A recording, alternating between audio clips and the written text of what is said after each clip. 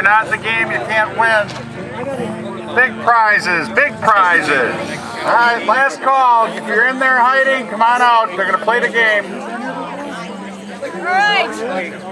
The deal is when we say on the market, set, go, you put all the clothes on that are in the basket. You have to have them all on. You run to the other side to have that person chain. You need to get somebody to reach into their pocket and put a little donation in your purse. Oh my God. Okay, I can't do this. All of that will go to this time tomorrow. Are you sizing up what you got to do here, dude? Yeah, a little bit. I just know I'm going to be very bad at this. Good thing I don't see a bra. On your mark. Get set. Go. Life can be hard, but life can be good to you. Look around until you find something that'll make you smile. Life brings you down, but from the ground something will That was smart. I primed the donation box. look around until you Take it off. everyone around is proud. So sway with me. That's bigger for fat people like me. We're getting older. Just sway with me. We're getting older.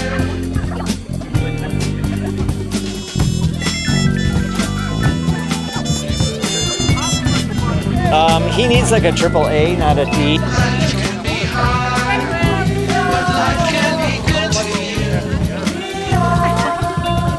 Look around until you find someone that'll make you dance. So sway with me.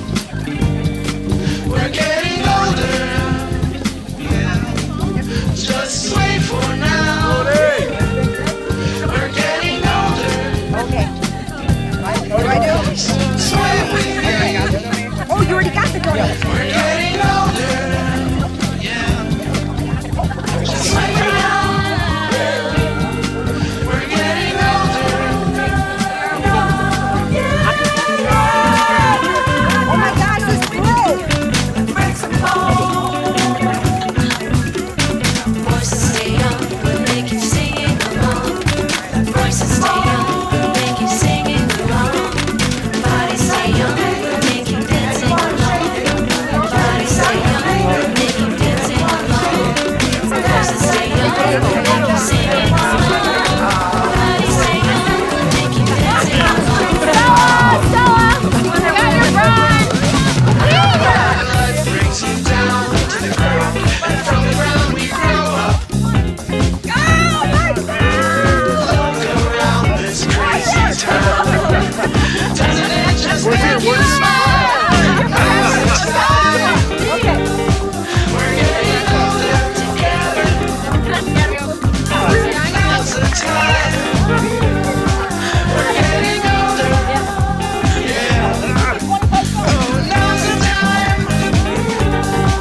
We're getting older. Now's the time. I think we got big money here. Getting older.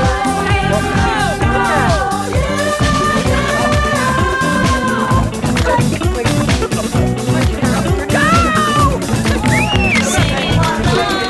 Bodies stay young, will make you dancing along. Life brings you down to the ground, and from the ground we grow up. Look around this crazy town. Doesn't it just make you smile? Now's the time. We're getting older together. Now's the time. We're getting I was number one. I was beat on. I was beat on. Now's the time. We really have to finish? Did you get a chance to dress up? Now's the time. We'll have dress They're already done. We'll have That's okay. It's a show. We'll do a duo. It's okay. It's a team effort.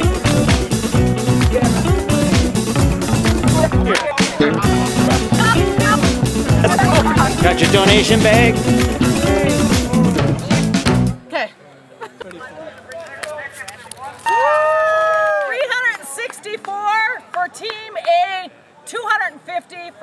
Team B. Even though we came three, out four, first. five, over $600. Good game. Correct. I'm so excited. That was such an awesome game. So thank you for coming. So this turned in last year to a fundraiser. We are so fortunate for what we do, where we're at in our lives, that Ron Schimmel brought up a great opportunity where we have this event. Can we do something to make it special for others? So he suggested this time tomorrow, which he is a board member on. Corey is the founding father of This Time Tomorrow. I'm going to introduce Ron. So, yep, thank you.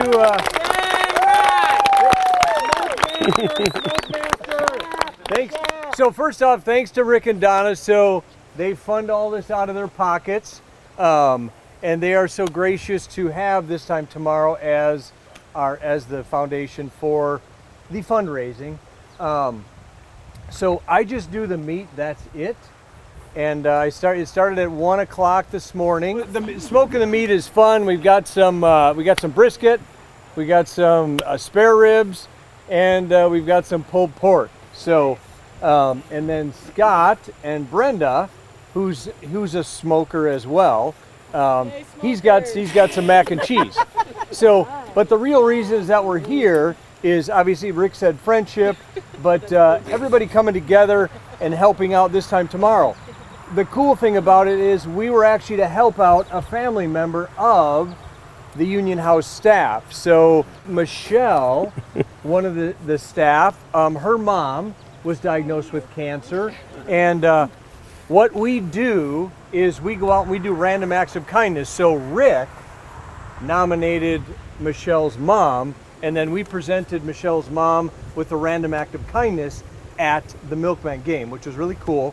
And actually yesterday I drove to Ontario, Wisconsin on the motorcycle, so it was a cool ride, but a little 3-year-old boy up there who has Ewing sarcoma, and we did a random act of kindness for him. So I'm going to turn it over to Corey, who knows everything about it because he started it, and he's kind of a big deal. He's probably the most creative guy I ever met. He's the hardest working guy, never stops, doesn't matter, but always giving back. And what he's done with the foundation is just tremendous, and we're helping out a lot of people. So without further, I'm going to go cut the brisket, and Corey will speak. So, thank you. Okay, so raise the hands. I think it might be easier. Who has not heard of This Time Tomorrow Foundation? Raise your hand. I can tell you for the last 20 years, less and less people are raising their hand on that question. So on that, in 2001, I wrote a song called This Time Tomorrow. And by the way, my wife is here, so Janice, raise your hand. Hello, Janice. The reason why I bring her up is because none of this would be even possible if it wasn't for an amazing wife. So in 2001, my best friend was given 3 months to live. He had non-Hodgkin's lymphoma cancer. He had 8 lumps in his body, including his spine. And they said there's not a chance. He came to work that day. We went to lunch and he told me. I was actually crushed. 2 days later, I got a flu or whatever. It definitely was not COVID. I had a 103-degree fever, and I laid on the couch in my house, just feeling absolutely terrible, sick, terrible, and also thinking, this time tomorrow, I'm gonna be a little better, and he's gonna have one less day, And so I kept on repeating that, and I sat there, and as a lazy, sick husband would, and my beautiful wife is helping me hand and foot, and I'm like, and he's just sitting there not knowing what's next. So I kept on going, This Time Tomorrow. So I got up, I went into my basement, had a small little recording studio. Within about 3 hours, by 1 o'clock in the morning, I had the song written. Never was gonna play it for a single soul. because it was so personal. And about 3 days later, I felt a little better. I went back to work. Little did I know my friend's name is Dick. Little did I know he was already starting chemo, extremely aggressive chemo. I've missed 3 days of work right now. He hasn't missed a day yet. And so I had this really bad mix of the song, and we went to lunch that day. I played it for him. He is the most introverted, quiet person you will ever meet. And his response was, "You have to do something with this." And I'm like, what? I'm a complete nobody when it comes to music. I was born deaf. And I'm like, I should be doing music. God is able. And so what happened was 3 months later, I lost that job. 1 week later, after losing that job on January 22nd, I took out a $15,000 loan to film a music video. Let's put this in perspective. What'd your wife think? Now I know why you adore her. I know. So let's put it in even more perspective. 2001, there was no such thing as YouTube. There was no such thing as an MP3. Apple, the iTunes didn't exist in 2001. But stupid old me thought, you know what, I should film a music video to this song. I also never touched a video camera in my life at the time. I was a photographer and a graphic designer. For the following 2 years, we filmed that music video. I learned how to film.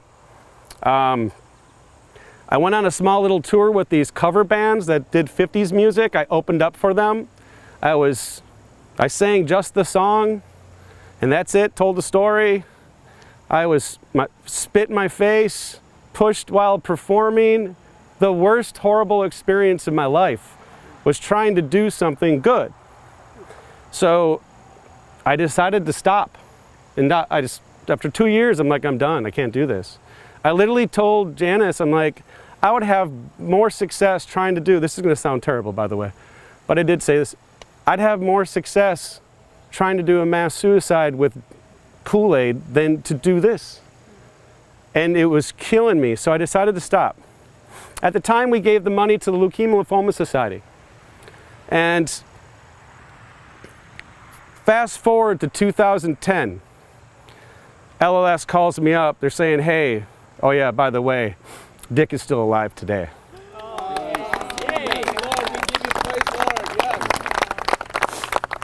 So in 2010, I get a phone call from the Leukemia Lymphoma Society. They have a foundation program called Man of the Year, Woman of the Year. Have you heard of it? So they said, hey, we want to nominate you for Man of the Year. I said, not a chance, won't do it. So then they nominated my business partner. They were very tricky. She deserved it, but they nominated her. And they said, the reason why we want to nominate you is because Dick's coming on his 10-year anniversary. There is now YouTube. There is now MP3s. There is now all that stuff. They're like, technology has caught up to the concept. So I said no 3 weeks in a row. They asked me 3 times. I said no, I wouldn't do it. I decided what I ended up doing was, after they kept on, they wouldn't let it go. I said yes, but I'm not releasing the original version. So we decided to do, and we had 6 weeks to do whatever we were doing.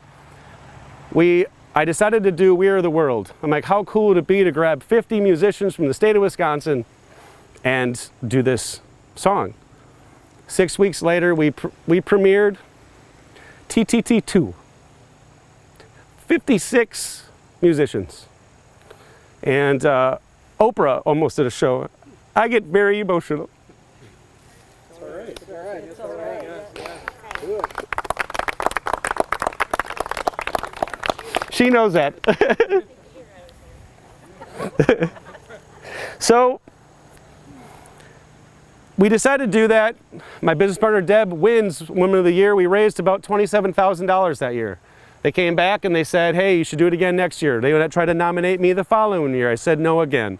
I nominated my friend who helped me do that. His name's Tony Goff. He wins Man of the Year that year. We raised about $56,000 the second year. About 2 years of that particular year, we had our second gala at the Calatrava. We still own the record of most alcohol consumed at the Calatrava. They will not admit that. And that was the year we decided. I was getting a lot of people asking about what kind of cancers, you know, do you do breast cancer? Do you do name any kind of cancer? Well, because it was a blood cancer. I didn't want to say no to people, but we didn't know what we were doing. You're like, I was taking the money and I was giving it to LLS. So what we decided to do was incorporate. Let's incorporate 501c3. Let's get a board and give the money to people that need it, any kind of cancer. Still didn't know what we were going to do. A couple years later, I'm watching CBS Sunday Morning. And I don't know if everyone watches that, but around Christmas time, there's a gentleman, very wealthy man, takes $100,000, and for the month of December, walks into Walmarts and hands people that he profiles, looks like they need it, hands them $100, $200, $300. He does $100,000 every December in Walmarts in doing that. I'm watching this going, we're going to do that. We're going to call it Random Acts. I went to the board meeting the next day and I said, we're doing a thing called Random Acts of Kindness. And we're going to knock on people's doors. They don't know we're coming. We're going to hand them a check for $3,000, give a hug, and leave. We now do 80 of those a year. Since 2001, so if you do the math, the years today, we are in 2021. This is the 20-year anniversary of me doing the song. This song has raised over $2 million.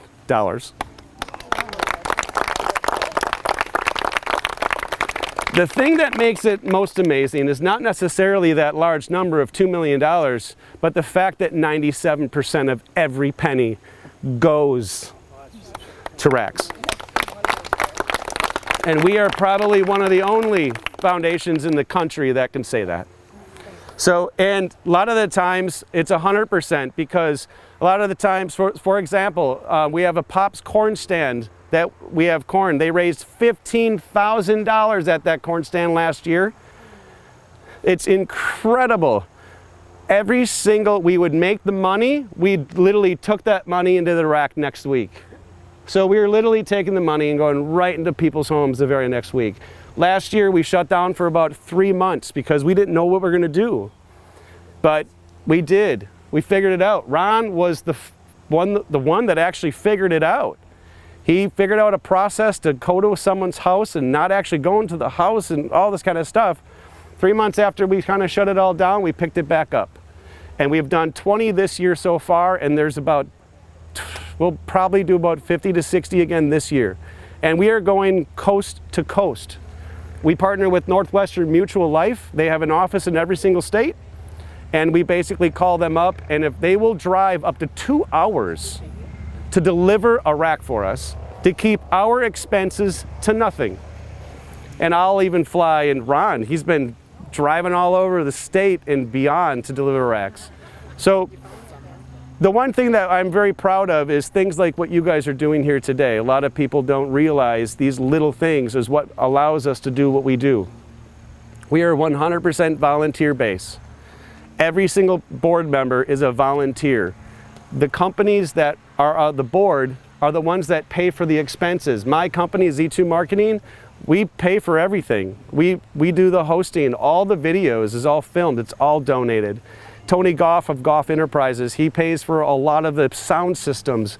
So we have the largest gala in the state at the Pfister Hotel. And almost all of it is donated. By the way, does anyone know who Toad the Wet Sprocket is?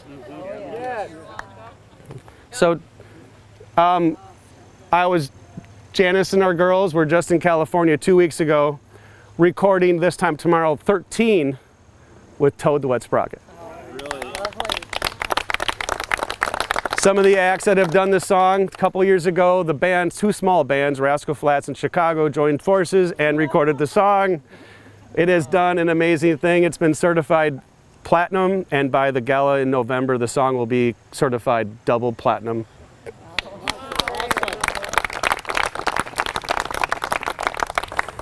So on that, cheers to you guys. Thank you so much. Cheers. And here's to meat sweats. In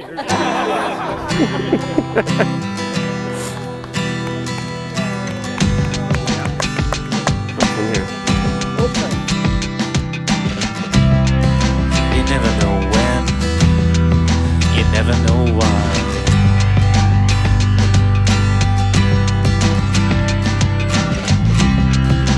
Will I be here? Will it be clear? Oh, this time tomorrow, when I roll the dice, will I have to sacrifice? Oh, this time tomorrow, broke on my knees, begging you